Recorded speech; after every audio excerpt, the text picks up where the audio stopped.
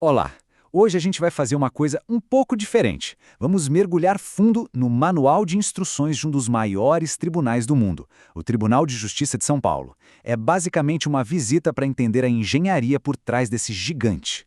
E para começar, nada melhor do que ir direto na fonte, né? O artigo 1º já entrega o ouro logo de cara. Ele diz que esse regimento é, na essência, a planta baixa oficial, o documento que define quem faz o quê e como todo esse sistema deve funcionar. E essa é a grande pergunta, não é mesmo? Como é que se gerencia uma estrutura com milhares de pessoas responsável por milhões de decisões todo santo ano?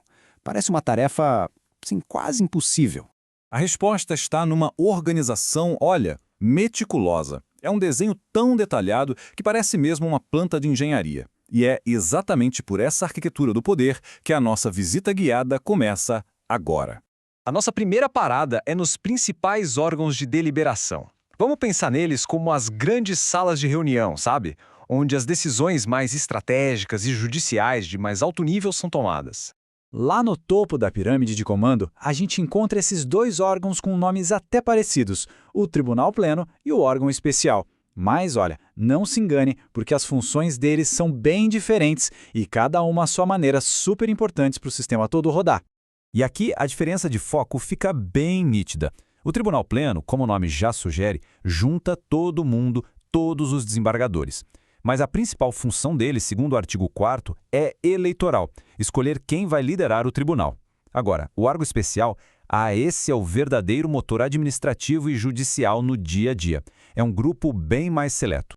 E esse número não é à toa, são apenas 25 desembargadores, como define o artigo 8º, que formam esse tal de órgão especial.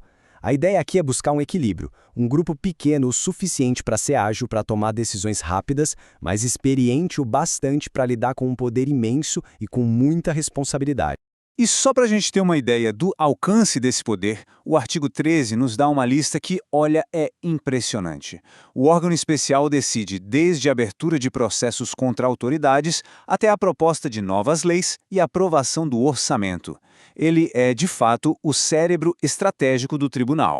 Bom, saindo desses grandes salões de deliberação, vamos agora conhecer a diretoria executiva, as figuras que realmente tocam a administração diária do tribunal.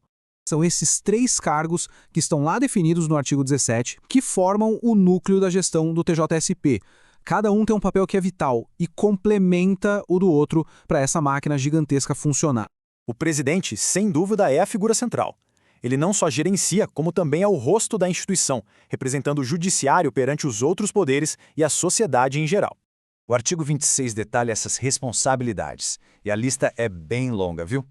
Ele atua quase como um CEO do judiciário, cuidando de tudo, desde a gestão dos prédios até a assinatura de contratos e a nomeação de juízes.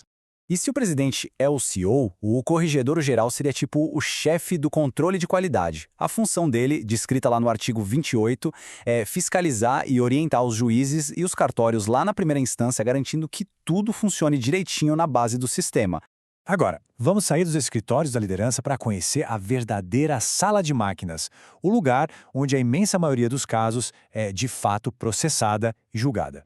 A grande sacada para lidar com um volume tão absurdo de processos é a especialização. O tribunal se divide em grandes áreas temáticas, para que os juízes possam se aprofundar em tipos específicos de casos.